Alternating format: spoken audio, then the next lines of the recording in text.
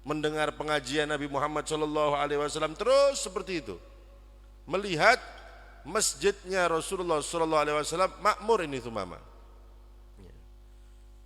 Akhirnya dapat satu hari, ya, sudah satu hari ini dipanggil sama Rasulullah. Sumamah panggil ke sini. Dihadapkan ke Rasulullah. Ini Sumamah. Ternyata tawarannya Rasulullah sama dengan tawaran kemarin. Ya Sumamah aslim. Wahai Sumamah, masuk Islam kamu. Jawabannya ternyata sama dengan jawaban yang kemarin. Ya Muhammad, in taktul dzadam wa intun im ala syakir. Wahai Muhammad, jika engkau ingin membunuhku, bunuh saja. Tidak usah pakai menawarkan Islam, ya. Karena kalau aku mati saya tidak rugi, karena aku sudah banyak membunuh sahabat-sahabatmu. Itu jawaban Thumamah. Tapi wa intun im ala syakir, jika engkau wahai Muhammad membebaskanku, berarti engkau membebaskan orang yang tahu terima kasih. Maka apa perintah Rasul kepada sahabat? Ikat lagi Sumamah di masjid. Diikat lagi para hadirin, menyaksikan bagaimana makmurnya masjidnya Nabi Muhammad SAW. Ada yang sholat para sahabat, ada yang ngaji, ada yang zikir, ya.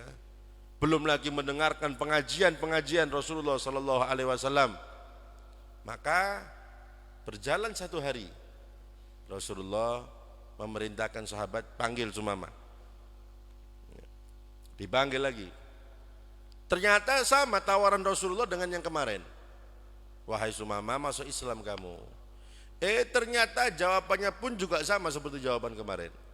Ya Muhammad, in taktul dzadam wa intun im ala syakir. Wahai Muhammad, kalau mau bunuh saja, tidak usah pakai tawari Islam, ya.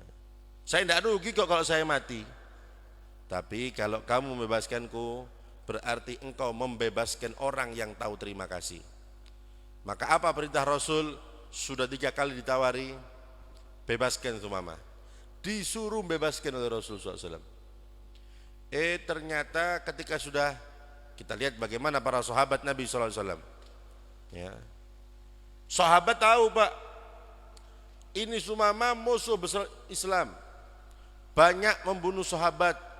Ketika Rasul memerintahkan untuk dibebaskan, maka para sahabat sami'na wa ata'na, taat dengan perintah Nabi Muhammad SAW.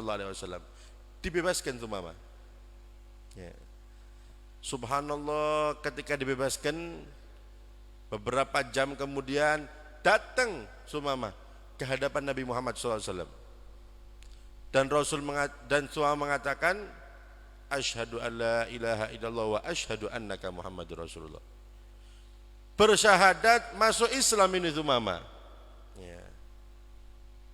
Rasulullah SAW itu sudah tahu para hadirin, tapi Rasulullah ingin memberitahukan kepada para sahabatnya radhiyallahu taala anhum, sehingga Rasul bertanya kepada Thumamah, wahai Thumamah, kemarin aku ajak untuk masuk Islam, engkau menolak.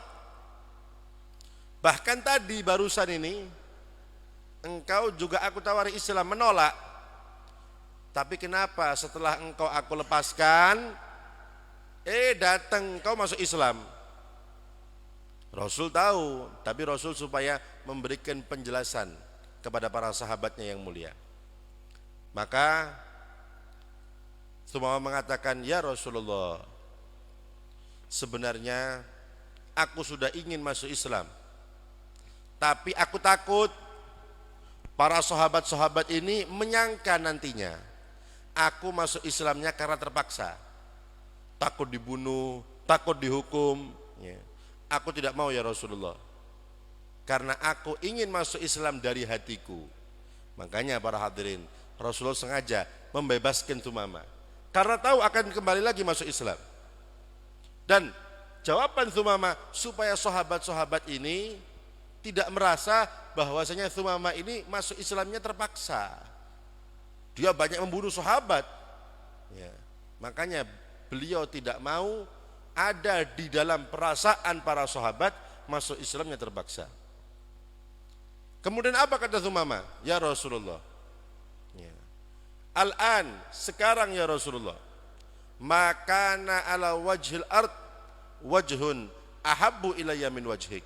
Ya Rasulullah, sekarang ya Rasulullah, tidak ada wajah yang paling aku cintai di dunia ini melebihi wajahmu. Ini lihat para sahabat, para hadirin, baru masuk Islam langsung menjadikan Rasulullah nomor satu di hatinya. Ini sahabat Nabi Muhammad SAW. Tidak nunggu besok, lusa, tidak. Kapan masuk Islam, beriman kepada Allah dan Rasulnya, langsung menjadikan Nabi Muhammad nomor satu di hatinya. Sesuai sabda Nabi Muhammad SAW, la yu'minu ahadukum hatta akuna ahabba ilaihi min walidihi wa waladihi wan nasi ajmain. Tidak sempurna iman salah satu dari kalian, kata Rasulullah, sampai aku, kata Nabi, lebih dia cintai melebihi cintanya kepada anaknya, orang tuanya dan seluruh manusia. Kita lihat sahabat baru masuk Islam, baru tahu Islam, baru kenal Islam, langsung tahu kemuliaan Nabi, keistimewaan Nabi, keagungan Nabi, sehingga menjadikan Nabi nomor satu di hatinya. Loh, kalau kita Pak, Islamnya puluhan tahun, ya, masih lebih cinta harta, masih mengutamakan anaknya, ya, masih mengutamakan mungkin istrinya. Kalau sahabat baru masuk Islam langsung nomor satu di hatinya adalah Rasulullah Sallallahu Alaihi Wasallam. Sallu ala Nabi Muhammad. Ini Thumamah, para hadirin. Kita lihat apa sebabnya beliau masuk Islam, melihat masjid yang makmur. Ketika masjid kita makmur, orang yang kafir bisa masuk Islam. Apalagi orang fasik, orang yang ahli maksiat, insya Allah semua akan kembali ke Allah Subhanahu Wa Taala. Amin. Oleh karena itu mungkin ada yang punya anak yang nakal, anaknya yang tidak nurut, bisa ditiru ini Thumamah ini. Ikat saja di samping masjid, anaknya diikat di samping masjid. Ya. Kenapa ikut Thumamah dulu ya? Barangkali karena mendengar masjid ngaji, sholat, anaknya menjadi orang baik, soleh, insya Allah. Mudah-mudahan anak-anak kita soleh, soleha. Amin, Allahumma amin ya Rabbal alamin. Tidak sampai di situ, kita lihat Thumamah ini sudah masuk Islam, izin kepada Rasulullah untuk pergi ke Ka'bah tawaf. Diizinkan sama Rasulullah. Berangkat Thumamah tawaf. Ketika tawaf mengumumkan Islamnya, berani Pak sahabat ini di hadapan orang kafir, saya Thumamah sekarang sudah ikut agamanya Muhammad SAW, masuk Islam. Orang kafir Quraisy dengar marah, dipukuli Thumamah, hampir mati ini Thumamah dipukuli.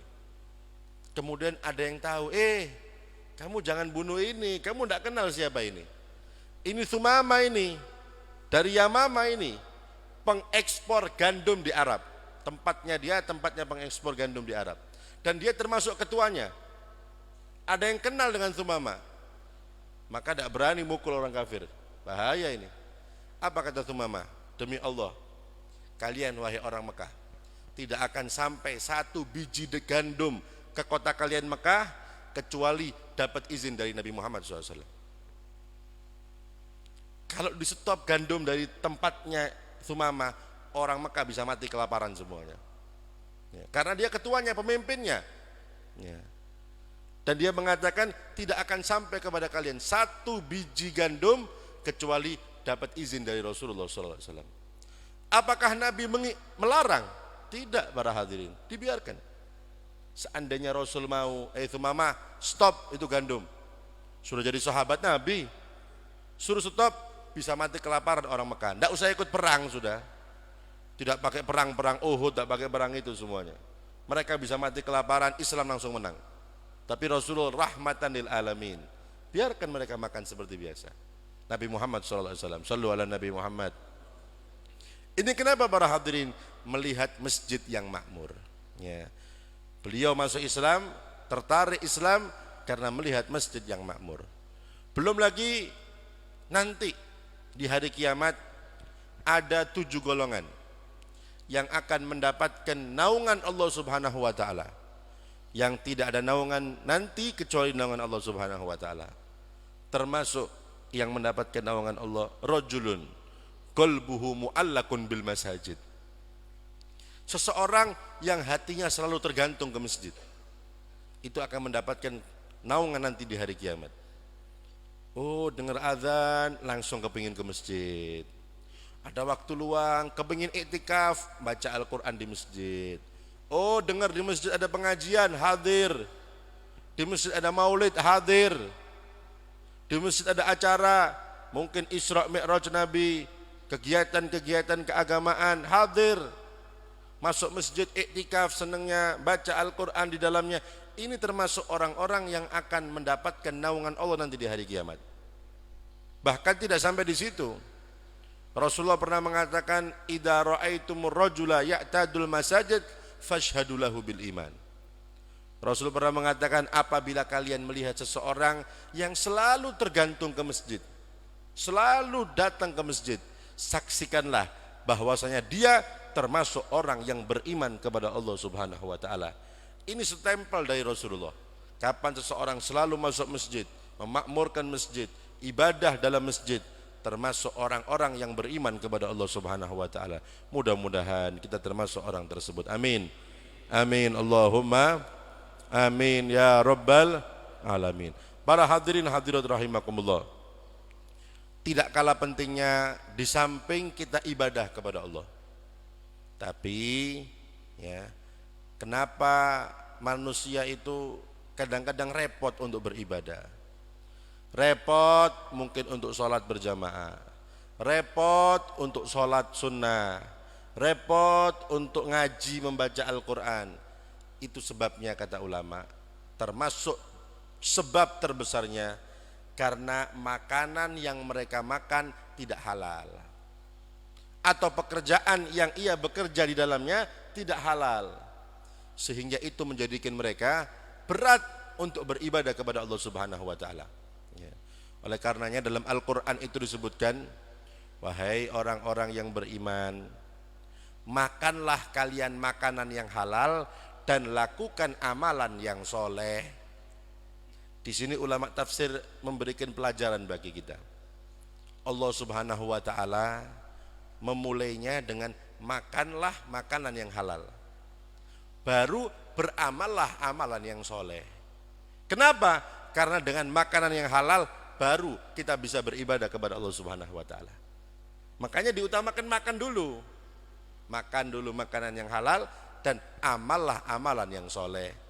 Tidak mungkin seseorang itu akan beramal soleh kalau makanannya tidak halal. Kita lihat yang disampaikan Al-Imam Sahal bin Abdullah At-Tusturi. Beliau pernah mengatakan, man akalal halal ata'at jawarihuhu sya'a am aba alima aulam ya'lam. Beliau pernah mengatakan para hadirin, barang siapa yang mengkonsumsi makanan yang halal, makannya halal. Apa kata beliau?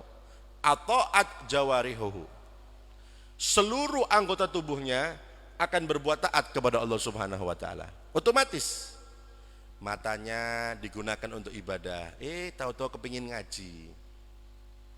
Mulutnya kepingin dibuat zikir, ya.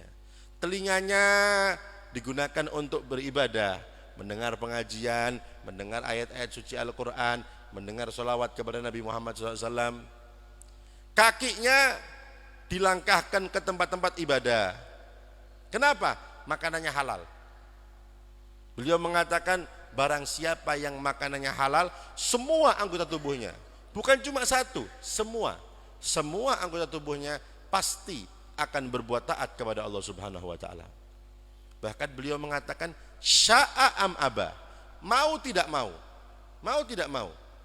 seseorang tidak ada niat untuk ibadah, setelah makan tahu-tahu kok ini enaknya ngaji nih, enaknya sholat. Oh, berarti makanan yang barusan kita makan halal berarti. Kenapa? Sebelum makan tidak ada tujuan untuk ibadah, tidak ada niat untuk beribadah.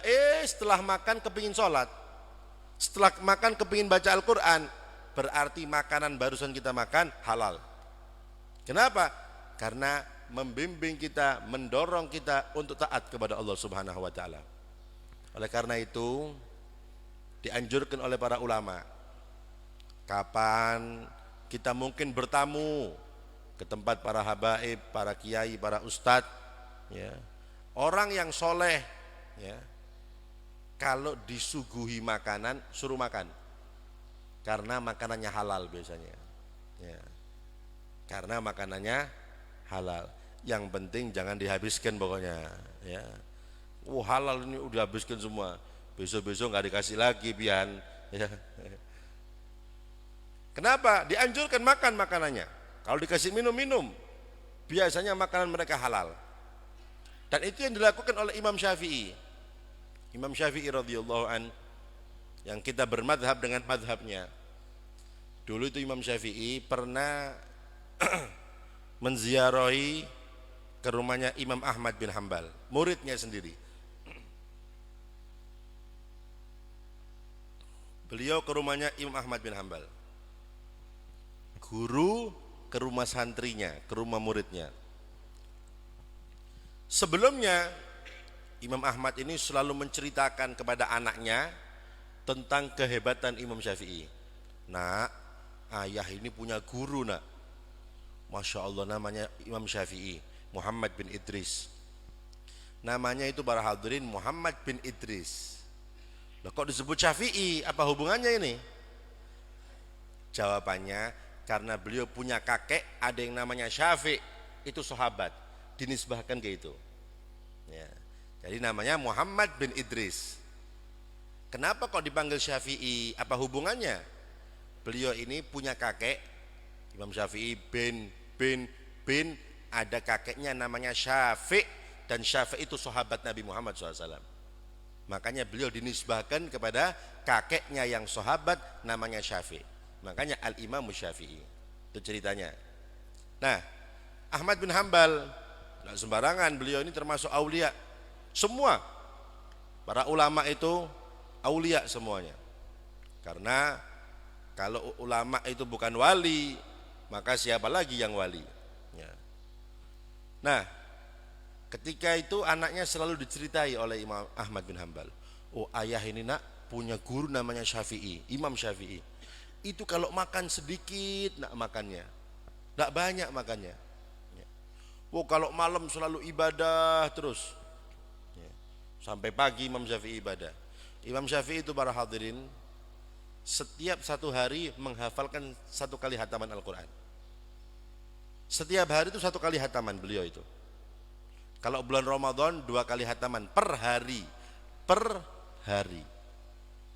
Jadi satu hari dengan kesibukan beliau ngarang kitab, belum berdakwah, belum mengajar, tapi tidak pernah lepas satu hari satu kali hataman Al-Quran. Itu Imam Syafi'i. Kalau kita setahun tidak hatam-hatam kan gitu ya. Nunggu bulan Ramadan, wah beli Al-Quran yang baru, ngaji baru dapat 5 juz, tutup, ketemu tahun depan, ya. Tahun depan beli Al-Quran lagi yang baru. Kenapa? Al-Quran yang dulu sudah hilang soalnya, ya. Atau lupa naruhnya karena nggak pernah dibaca, ya. Lah ini Imam Syafi'i satu hari satu kali hataman, radhiyallahu taala anhu. Beliau menjenguk, berziarah ke rumah muridnya Imam Ahmad bin Hambal, ya. Ternyata ketika sampai di situ Imam Syafi'i disuguhi makanan. Anaknya penasaran, wah katanya gurunya Abah ini orangnya luar biasa. Jadi dilihat terus sama anaknya. Ketika dikasih makan, ternyata Imam Syafi'i makannya banyak. Loh, dulu katanya makannya sedikit. Ini kok semua dihabiskan ini, ya. Kemudian diperhatikan, setelah makan tidak lama masuk kamar. Masuk kamar tidak keluar-keluar, ditunggu, katanya bangun malam. Ditunggu jam berapa Imam Syafi'i ini sholat tahajudnya jam berapa? Dilihat sudah masuk kamar, kok tidak keluar-keluar sampai subuh. Loh, kapan tahajudnya ini? Karena dulu kamar mandi pasti di luar, tidak mungkin kamar mandi di dalam. Anaknya itu menunggu, kalau keluar berarti pasti ambil air wudhu. Nah, jam berapa bangunnya Imam Syafi'i untuk tahajud ibadah ini? Ternyata yang disaksikan lain semuanya dengan apa yang diceritakan ayahnya.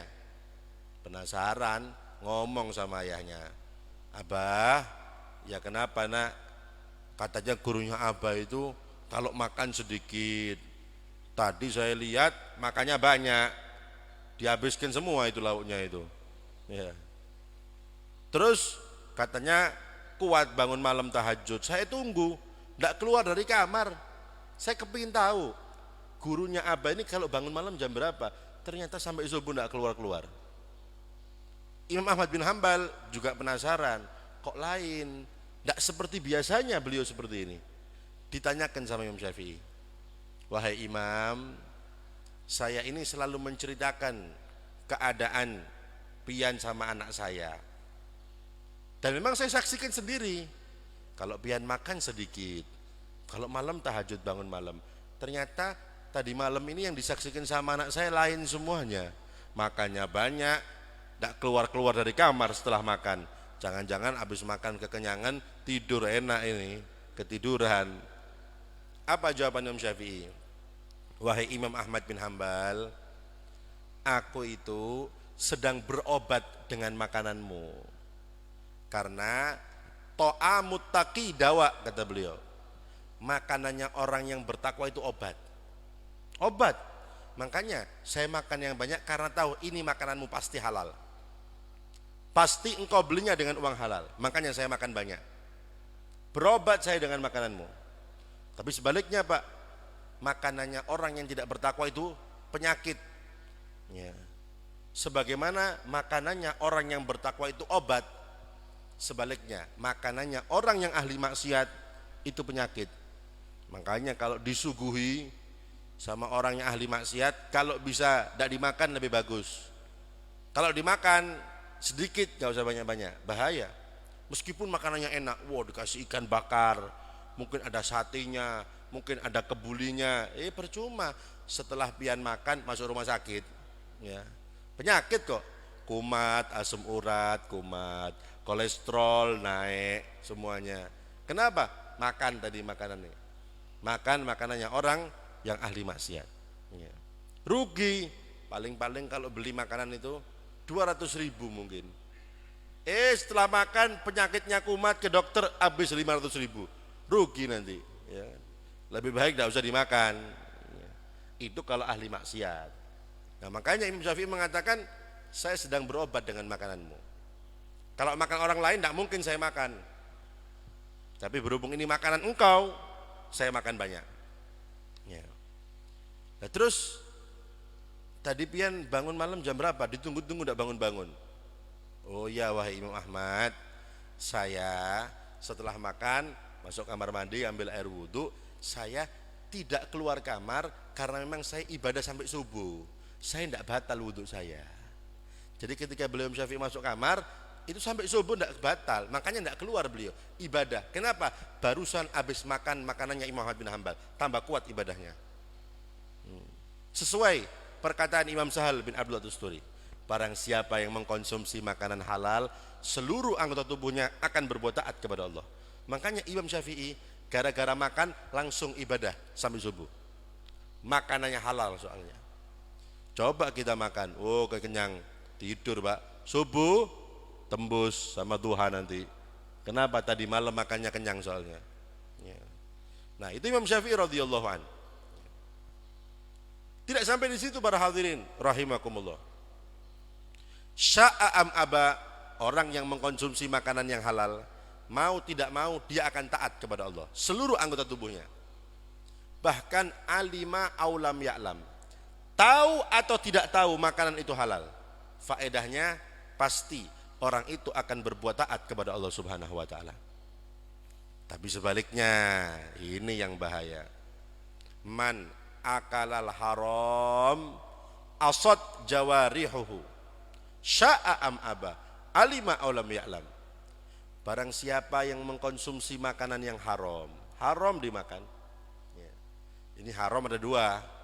Ada haram yang memang karena zatnya, ya babi, anjing itu. Ada caranya. Bekerja dengan cara menipu, riba, ya, berbohong dalam jual beli, hati-hati. Itu caranya yang haram. Nah, sama saja mau zatnya atau caranya. Apa kata beliau? Asad jawarihuhu. Seluruh anggota tubuhnya pasti akan berbuat maksiat kepada Allah Subhanahu wa taala. Bukan cuma satu, seluruh anggota tubuhnya akan berbuat maksiat kepada Allah Subhanahu wa taala. Matanya digunakan lihat maksiat, lihat perempuan, syahwat nanti. Kemudian mulutnya digunakan menghina orang, ya. Kemudian kakinya digunakan melangkah ke tempat-tempat yang haram. Kenapa? Makanannya haram. Jadi bisa kita teliti nih, kita habis makan kok tahu-tahu kepingin maksiat. Wah, jangan-jangan makanannya ini tidak benar ini. Ya. Ya, itu kalau biasa enggak maksiat. Tapi kalau emang orangnya sudah biasa maksiat, ya nggak usah nunggu makan, nggak makan maksiat itu orang, kan gitu ya. Nanti seudon sama temennya nggak boleh. Setelah ditraktir makan, wah saya kok kepingin maksiat ya, jangan-jangan uangnya haram, loh nggak boleh seudon. Ya, ada orang nggak usah nunggu makan, sudah maksiat kok, ya. Nah, seluruh anggota tubuhnya kata beliau akan berbuat maksiat. Tidak sampai di situ. Sya'a am aba. Mau tidak mau. Mau tidak mau. Tadi sebelum makan tidak kepingin maksiat. Setelah makan, tahu-tahu tergerak hatinya untuk maksiat. Bahaya ini makanan. Berarti perlu kita selidiki pekerjaan kita, harta kita. Jangan-jangan ada yang tidak halal ini. Bahkan tidak sampai di situ. Alima aulam ya'lam. Tahu atau tidak tahu makanan itu haram. Hukumnya secara fikih tidak apa-apa, halal. Ini dampaknya. Contoh Pak Bu, ketika saya dikasih makanan, ada orang ini baik, dohirnya baik, saya dikasih makanan, mungkin martabak, mungkin apa, ini Habib hadiah. Saya lihat orangnya bukan ahli maksiat kok dohirnya, saya makan. Hukum saya makan halal. Ternyata orang ini ketika membelikan saya martabak itu, uangnya hasil mencuri.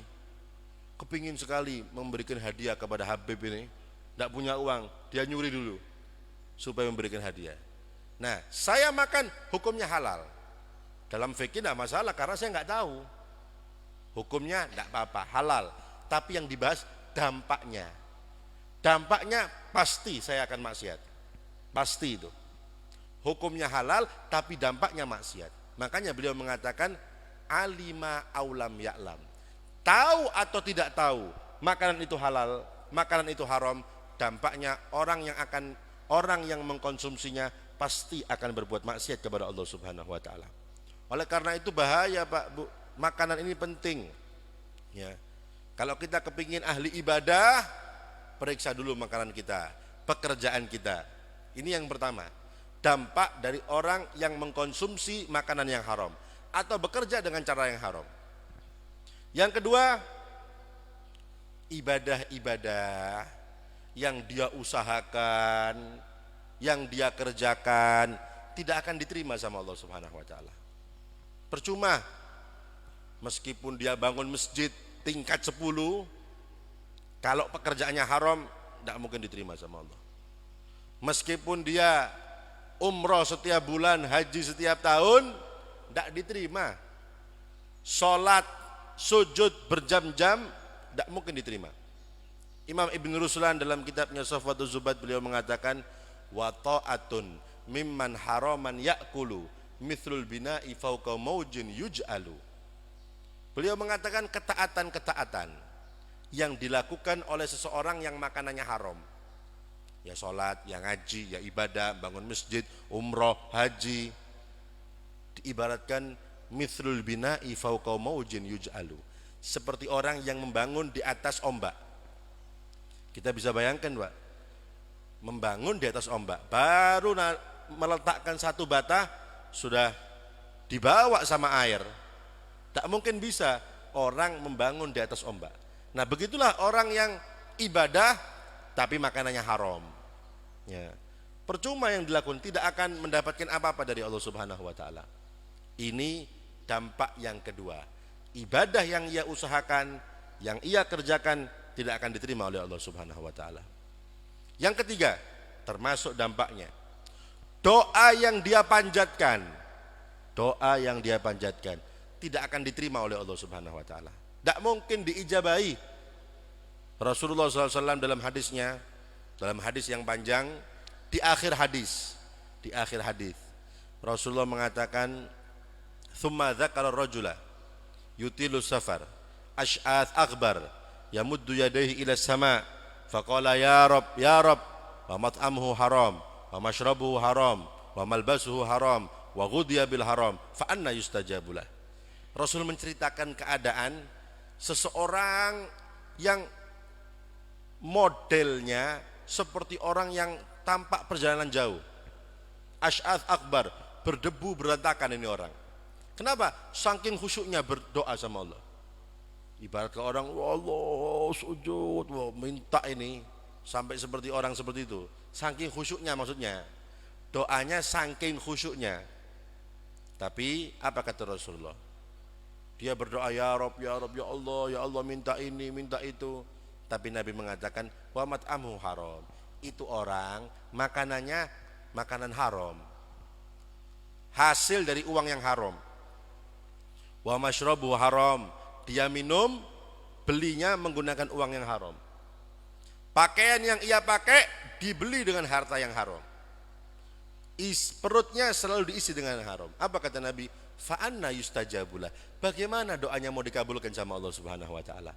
Itu yang disampaikan Nabi Muhammad SAW. Bahkan para hadirin hadirat rahimakumullah, ketika itu sahabat Nabi yang bernama Sa'ad bin Abi Waqqas. Sahabat Sa'ad ini ya, jadi kadang-kadang kenapa sih kok doa kita itu enggak diterima sama Allah? Husnudzon bagus, mungkin nanti mendapatkan dibuat tabungan di akhirat, karena doa kita yang enggak dikabulkan di dunia nanti akan mendapatkan sebagai celengan simpanan kita di akhirat.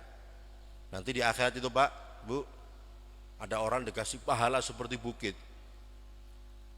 Bingung ini orang, saya tidak pernah kok melakukan ibadah itu. Dijawab sama malaikat, iya, ini doa-doamu yang tidak dikabulkan di dunia disimpan di akhirat jadi pahala. Nah itu kalau makanannya halal ya. Tapi kalau makanannya haram, ya memang karena nggak diterima sama Allah Subhanahu wa taala, bukan simpenan memang. Ya. Nah, kapan kita berdoa kok tidak dikabulkan sama Allah? Katanya kalau doa di malam hari itu diijabahi. Allah mengatakan setiap malam, wahai hamba-hambaku, mintalah kepadaku, maka niscaya aku akan berikan permintaanmu. Setiap malam. Sudah bangun malam kok nggak diijabahi? Padahal sudah minta berminggu-minggu, mungkin berbulan-bulan. Katanya kalau doa depan Ka'bah dikabulkan, kok belum dikabulkan? Katanya kalau doa setelah azan dikabulkan, kok tidak dikabulkan? Perlu kita periksa makanan kita, pekerjaan kita. Mungkin itu sebabnya yang menjadi terhambatnya dikabulkan doa kita oleh Allah Subhanahu wa taala. Sahabat Nabi yang bernama Sa'ad bin Abi Waqqas. Sahabat Sa'ad bin Abi Waqqas itu pernah datang kepada Rasulullah dan mengatakan, ya Rasulullah, ud'u Allah an akuna mustajab dakwah. Ya Rasulullah, mintakan aku kepada Allah supaya aku ya Rasulullah kalau berdoa itu diijabahi sama Allah. Itu permintaan sahabat Sa'ad kepada Rasulullah. Dia minta kalau doa itu langsung dikabulkan. Apa perintah Rasul kepada sahabat Sa'ad? Apakah sahabat Sa'ad disuruh tahajud, Pak? Sa'ad, kamu kalau kepingin dikabulkan doa kamu bangun malam, minta sama Allah malam hari. Enggak. Nabi tidak mengatakan seperti itu. Atau mungkin, Sa'ad, kamu kalau kepingin dikabulkan baca wirid 5 lembar. 5 lembar, baca itu. Atau mungkin disuruh baca tasbih 1000 kali. atau istighfar 100.000 kali. Enggak, bukan. Ternyata ketika ada sahabat yang minta supaya doanya dikabulkan, apa kata Rasulullah? Ya Sa'ad, atib mat'amak tustajab da'watuk. Wahai Sa'ad, makan kamu makanan yang halal, maka kalau kamu berdoa dikabulkan doamu sama Allah Subhanahu wa taala. Itu pesan Nabi kepada sahabatnya. Bukan disuruh ibadah macam-macam, bukan. Tahajud bangun malam, bukan. Makan kamu makanan yang halal, kalau kamu doa dikabulkan doanya sama Allah Subhanahu wa taala. Oleh karena itu para hadirin hadirat rahimakumullah, perlu kita koreksi. Jangan sampai kita ini bekerja dengan cara yang halal. Memberikan nafkah anak istri dengan hasil uang yang haram. Hati-hati. Jangan sampai kita bekerja dengan cara yang tidak halal, atau memberikan nafkah kepada anak istri kita dengan harta yang tidak halal. Perempuan-perempuan dulu nih Pak ya, perempuan dulu kalau sudah suaminya mau keluar cari kerja, apa kata perempuan-perempuan dulu? Wahai suamiku, kamu kerja dengan cara yang halal ya. Kami ini anak-anakmu, keluargamu bisa kok menahan susah di dunia, kelaparan mungkin, tidak punya baju baru, kami siap menahan. Tapi kalau kamu kerja dengan cara haram, kami tidak kuat, disiksa di neraka gara-gara kamu. Tuh, itu perempuan dulu. Setiap suaminya mau kerja seperti diingatkan, Pak, kerja dengan cara halal ya, jangan macem-macem. Kita kuat kok nahan susah di dunia. Tapi kalau kamu kerja dengan cara haram, kami tidak kuat. Tidak kuat, masuk neraka disiksa gara-gara kamu. Tuh, itu dulu. Coba zaman sekarang ya. Perempuan sekarang jangan pulang kecuali bawa uang ya. Itu tidak tahu, pokoknya harus bawa uang ya. Makanya akhirnya para suami, yang penting bawa uang, tidak halal atau haram, bahaya ya. Dan bahaya Pak Bu, kalau ada ucapan menurut ulama fikih. Menurut ulama fikih, barang siapa yang mengatakan saya nggak peduli mau halal mau haram, yang penting saya kerja, yang penting saya dapat uang, yang penting saya bisa beli mobil, yang penting bisa bangun rumah. Ucapan ini menurut ulama fikih, orang itu sudah kafir, keluar dari Islam, murtad itu orang. Orang yang mengatakan seperti itu ya, saya nggak peduli halal haram, yang penting saya dapat uang, yang penting saya kerja, yang penting saya bisa beli ini menurut ulama fikih, itu orang sudah murtad. Sesuai sabda Nabi Muhammad SAW, Rasul pernah mengatakan, man lam yubali min aina iktasabal mal, lam yubalillah min aina adkhalahun nar. Rasul pernah mengatakan, barang siapa yang tidak peduli dengan dia mencari harta, tak peduli halal atau haram, yang penting saya kerja, yang penting saya bisa makan. Apa kata Rasulullah? Lam yubalillah min aina adkhalahun nar. Allah juga tidak peduli dari mana Allah akan masukkan dia ke neraka. Sama-sama nggak peduli nih. Seorang hamba, kata Rasulullah, mengatakan, saya nggak peduli mau kerja cara apa, nggak tahu haram apa halal, nggak peduli. Yang penting saya bisa beli rumah, yang penting saya bisa beli mobil, yang penting saya banyak duitnya. Maka Allah mengatakan, Rasul mengatakan, Allah juga tidak peduli akan masukkan dia ke neraka lewat pintu mana dan dengan cara yang apa. Duh, sama-sama nggak peduli Pak. Oleh karena itu para hadirin hadirat rahimakumullah, kunci untuk kita supaya ahli ibadah, kunci kita menjadi hamba yang taat kepada Allah, mudah untuk beribadah, kita koreksi makanan kita, kita koreksi pekerjaan kita. Kapan pekerjaan kita halal, maka otomatis tidak usah kita ziarah terlalu, kepingin ahli ibadah, minta doa, mungkin para habaib, para ulama kepingin ahli ibadah, tetap tidak dikabul-kabulkan. Percuma kalau makanan kita haram, percuma. Setiap ada para ulama datang, kita minta air 1 gentong meskipun ya, diludahi 1000 kali, tidak usah pakai ludah, sekalian sama umbel-umbelnya mungkin ya, tidak mungkin dikabulkan sama Allah Subhanahu wa taala kalau makanan kita haram, kalau pekerjaan kita tidak halal, percuma. Oleh karena itu mudah-mudahan dengan barokahnya kita memakmurkan masjid Allah Subhanahu wa taala, desa kita, tempat kita dimakmurkan oleh Allah Subhanahu wa taala. Makmur dengan ilmu agamanya, makmur dengan ibadahnya, makmur dengan sholawatnya, makmur dengan rezekinya. Mudah-mudahan desa kita dijaga oleh Allah Subhanahu wa taala dari semua musibah, bencana, semua virus. Amin Allahumma amin ya rabbal alamin. Dan mudah-mudahan dengan barokahnya kita hadir di majelis yang mulia ini, kita semua diberi rezeki yang halal oleh Allah, rezeki yang barokah, rezeki yang membantu kita untuk taat kepada Allah Subhanahu wa taala.